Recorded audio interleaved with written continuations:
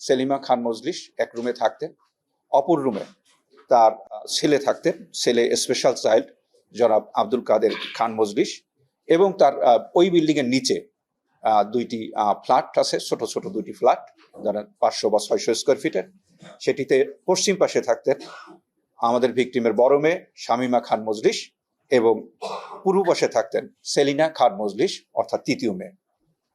Ceylon family ব্লেন্ডের কড়ালিকার আর সতেজ সাদের perfect ব্লেন্ডে স্বপ্নেরা মিলুক টানা। 14 জুলাই 2011 সালে সকালবেলা, বাংলাদেশ টাইমে সকালবেলা, ইলোরা খান মজলিস, যিনি ভিকটিমের ছোট মেয়ে, তিনি মার্কিন যুক্তরাষ্ট্র থেকে টেলিফোন করেন তার মাকে। মা টেলিফোন ধরে না, না ধরার কারণে তিনি তার নিচে বসবাস করি বড় বোন শামীমা খান মজলিসকে রিং করেছেন যে মা টেলিফোন ধরে না, একটু দেখো তো কি হয়েছে। শামীমা খান মজলিস তার পাশের ফ্ল্যাটে তার মেজো বোন, সেজো বোন সেলিনা খান মজলিস, সেই সেলিনা খান মজলিসকে নিয়ে উপরতলায় যায়। গিয়ে তার মায়ের কক্ষে কিছু দেখতে পান যে তার মা গুরুতর আহত অবস্থায় তার ভাইয়ের রুমের পাশের খাটে, যেখানে তার মা গিয়েও মাঝে মাঝে শুতো, সেখানে সে গুরুতর জখম অবস্থায় শুয়ে গোঙাচ্ছে। ওনারদের ডাক চিৎকারে, উনি যেটা আমাদেরকে প্রথমে বলছিলেন যে ডাক চিৎকারে আশেপাশের লোকজন আসেন, আত্মীয় স্বজন আসেন, সেখান থেকে তাকে এই এনাম মেডিকেল কলেজ হাসপাতালে নিয়ে যাওয়া হয়। একদিন চিকিৎসার পরে এটি মাননীয় প্রধানমন্ত্রীর নলেজে যায় এবং মাননীয় প্রধানমন্ত্রী চিকিৎসার দায়িত্ব নেন এবং সেলিমা খান মজলিসকে সিএমএইচ এ নিয়ে আসা হয় এবং 4 দিন সেখানে আইসিইউতে থাকার পরে সেখানে তিনি মারা যান। ঘটনা ঘটেছিল 14 জুলাই। 15 জুলাই সেলিমা খান মজলিসের ভাই শফিউল খান সাহেব থানায় একটি মামলা করেন অজ্ঞাতনামা বিরুদ্ধে 326-307 ধারায়, কারণ তখনও আমাদের ভিকটিম সেলিমা খান মজলিস বেঁচে ছিলেন। পরবর্তী তিনি মৃত্যুবরণ করলে এই মামলাটি একটি খুনের মামলায় রূপান্তরিত হয়। 9 দিন থানা পুলিশ মামলাটি তদন্ত করে এবং মামলাটি তদন্ত শেষে 9 দিন পরে এইটি চলে যায় সিআইডিতে। সিআইডির একজন সিনিয়র অফিসার মামলাটি তদন্ত করে এবং 14 মাস তদন্ত শেষে একটি ফাইনাল রিপোর্ট জমা দেন এবং ফাইনাল রিপোর্টটিতে ধারণা দেওয়া হয় সে সেলিমা খান মজলিস আত্মহত্যা করেছেন। সেই সময় আদালত আবার এই 15 সালের অক্টোবর মাসে আদালত সেই ফাইনাল রিপোর্টটি অ্যাকসেপ্ট করে ফেলে এবং সেই সময় আমরা যেটুকু শুনেছি, আমাদের যে বাদী উনি এখানে উপস্থিত আছেন, উনি মৌখিকভাবে সম্মতি দিয়েছেন যে যেহেতু সবাই বলছে তিনি আত্মহত্যা করেছেন, সুতরাং তিনি মামলাটিতে আর নারাজি দিতে ইচ্ছুক নন। এই কারণে মামলাটির পরিণতি ওখানে শেষ হয়ে যায়, ফাইনাল রিপোর্ট অ্যাকসেপ্ট হয়ে যায় এবং নিয়ম অনুসারে সেই মামলায় যে সকল আলামত ছিল সেই সব আলামত আদালতের নির্দেশে ধ্বংস করে দেওয়া হয় এবং প্রসেস অনুযায়ী এই ডকেটটি এখন চলে যাবে হলো ডিস্ট্রিক্ট কালেক্টরের অফিসের রেকর্ড রুমে, যেখানে 12 বছর রেকর্ডটি থাকার কথা। সেই অনুসারে এই প্রসেস মেনে মামলার ডকেটটি থানায় পাঠানো হয়। তারপরে 5 বছর চলে যায়।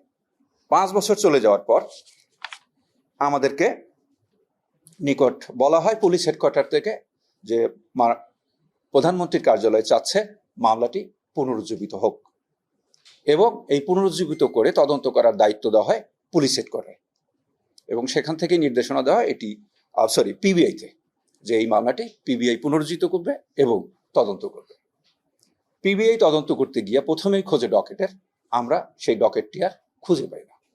আমরা কোথাও আর সেই ডকেটটি খুঁজে না পাই। আমরা থানা বিভিন্ন জায়গা খুঁজি, তারপর আমরা সার্কেল অফিস খুঁজি, এসপি অফিস খুঁজি, আমরা কালেক্টর অফিসের সেই মালখানা খুঁজি, আমরা কোথাও আর ডকেটটি পাই না। ডকেটটি হারিয়ে যায়। ডকেটটি হারিয়ে যাওয়ার পরে তারপরও আমরা মামলা পুনরুজ্জীবন করার সাহস দেখাই।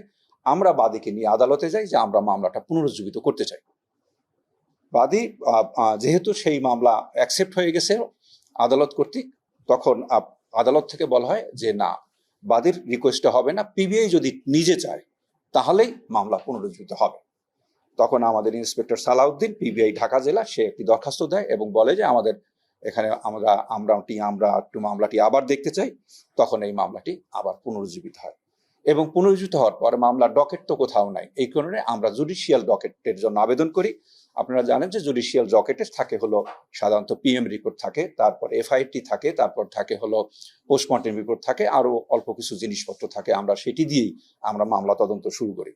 যদিও 3 বছর পরে অর্থাৎ এবং মামলা তদন্তের আমরা দায়িত্ব পাই 20শে জানুয়ারি 2020 সালে। এরপর কোভিড শুরু হয় এবং আমরা 2022 সালে এই মামলার ডকেটের কিছু অংশ, যেটি সার্কেল অফিসে থাকার কথা ডুপ্লিকেট, তারই কিছু কাগজপত্র আমরা পাই। আমাদের এই মামলা তদন্তকালে আমাদের সবচেয়ে সহযোগিতা করেছেন যে আমাদের এই মামলার যে দুই বোন যে এখানে উপস্থিত আসছেন, শাহনাজ পারভিন খান মজলিস এবং ইলোরা খান মজলিস। ইলোরা খান উনি আমেরিকা থেকে চলে আসেন। এনারা নিয়মিত আমাদের অফিসের সাথে যোগাযোগ রাখেন এবং তাদের একটাই দাবি, তারা সত্য উদ্ঘাটন চায়, এটি আসল কি সত্য। তো আমরা যতদূর চেষ্টা করি কোনোভাবেই আমরা আর এইটি নিয়ে আগাতে পারি না। তখন আমরা একটি কৌশল অবলম্বন করি। ওনারা প্রতিবার যখন আসেন তখন আমরা লিখে রাখি ওনারা কি বলে, কি শুনছেন। ওনারা অনেক কিছু শুনেছেন, সেই অনেক কিছু শোনার মধ্যে যেটি তারা বলেছেন যে একসময় তারা বলেছেন যে ইলোরাকে নাকি তার মা বলতেন, ইলোরা খান মজলিসকে, যে ওরা আমাকে মেরে ফেলবে। কখনো বলেন নাই কে মারবে। তারপর বলছেন আমি খুন হলে তুই দেশে আসবি না, তোকে মেরে ফেলবে, উনি বলেন নাই। তারপর বলছেন যে উনি খবর পেয়েছেন যে যখন তার বোনরা যায় উপরে গিয়ে দেখছেন যে তার ভাইয়ের পাশের কাঠে তার মা শোয়া এবং তার মার মাথার দুই পাশে 2টি বালিশ এবং নিচে একটি পুরাতন পেপার দেওয়া, যাতে রক্ত টক্ত বেশি আবার নিচে না পড়ে শোক করার জন্য, এরকম একটি তারা খবর পান। এবং তারা এখানে ওখানে শোনেন যে আলামতের মধ্যে, আমরা অন্য জায়গায় কথা বলি যে আলামতের মধ্যে ছিল যে এর মধ্যে শুনছেন ওরা মা বাড়ি বিক্রি করতে চাচ্ছে, 2 বোন বাড়ি বিক্রি করতে চাচ্ছেন না। তারপরে ওনারা শুনেছেন যে ওয়ালে রক্তের দাগ ছিল, তারপরে সিঁড়িতে রক্তের দাগ ছিল, সেগুলি পুলিশ নেয় নাই, যেহেতু আমরা ডকেট নেই আমরা জানি না। তারপরে ওনারা শুনছেন যে ওয়ালের রান্নাঘরের যে ওয়াল, সেই ওয়ালের সুইচ বোর্ডটি ভাঙা এবং সেখানে 2টা তার বের করা, এইসব বিভিন্ন খুঁটিনাটি ডিটেলস আমরা এগুলো লিখে রাখছি। তো লিখে রাখার পর আমরা যেভাবে কাজ করি, আবার এই খুঁটিনাটি বিষয়গুলোকে ধরে আমরা কাজ করার চেষ্টা করি। সেই কাজ করার মধ্যে আমরা 3 ভাগ করে ফেলি, আবার বিভিন্নভাবে 3 ভাগ বা 4 ভাগ করে ফেলি। এক ভাগ হলো এটি নিয়ে আমরা আগে কাজ করেছি, এক ভাগ হলো যে ওখানে যারা সেই সময় মাদকাসক্ত ছিলেন বা সেই সময় যারা ওইখানে চুরি চামারি করতেন, এরকম কোনো ঘটনা ঘটছে কিনা সেটি আমরা সংগ্রহ করার চেষ্টা করি। এই প্রায় 10 বছর পর আমরা চেষ্টা করি যে ওই বাসায় কারা কারা সেই সময় আসতেন, যাদের সাথে তাদের ব্লাড কানেকশন নাই। যেমন মনে করেন গৃহকর্মীর স্বামী, কেউ দুধ দিত কিনা, কেউ বাজার করে দিত কিনা, কেউ এইটা করে দিত কিনা, ওইটা করে দিত কিনা, এগুলো। আর একটা গ্রুপকে আমরা ভাগ করি যারা ওনার ব্লাড কানেক্টেড, যেমন মামাতো ভাই, ফুফাতো ভাই, এরা কারা কারা বাসায় আসতেন তারা। এবং আমরা সন্দেহের মধ্যে রাখি, ওনাদের 2 বোনের সামনেই বলি, আমরা সন্দেহের মধ্যে রাখি 4 বোনকে, তাদেরকে একটা ক্যাটাগরিতে ফেলা।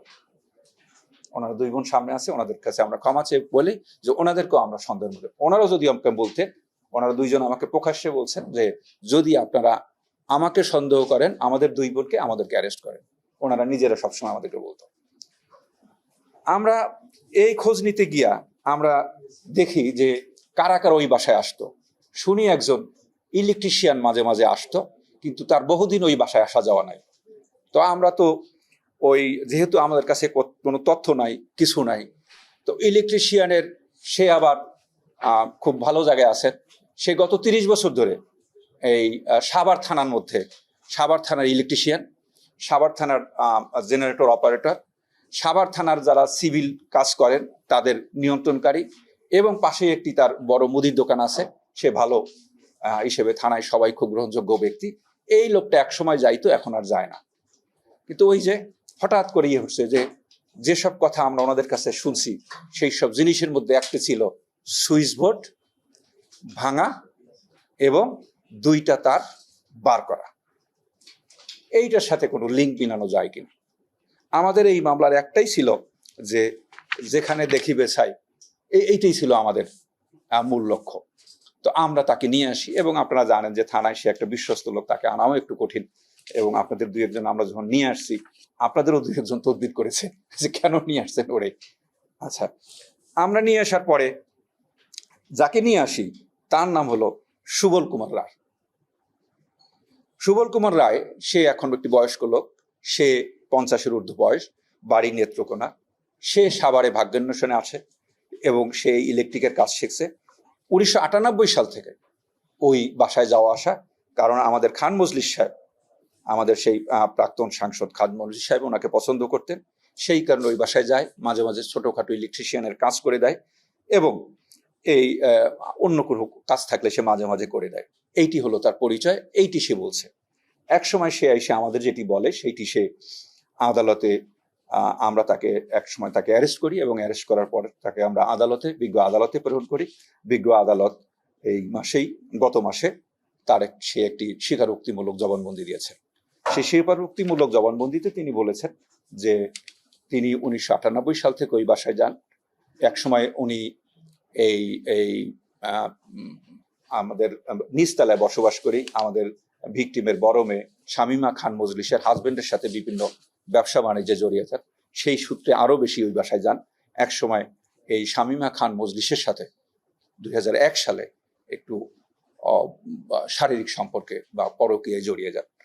পরকীয়ায় জড়িয়ে যাওয়ার বিষয়টি 2005 সালে জানাজানি হলে এক সময় তাকে মারধর করা হয় বা তাকে অপমান করা হয়, এবং সে ওই বাসা থেকে চলে যায়, এবং তাকে বলা হয়েছে আর এইদিকে আসবে না, সে আর যেতেন না। 2008 সালে এই আমাদের সুবল কুমার রায় বিয়ে করেন এবং সে থিতু হন, বাট 2011 সাল থেকে আবার সে ওই বাসায় যাওয়া আসা শুরু করেন।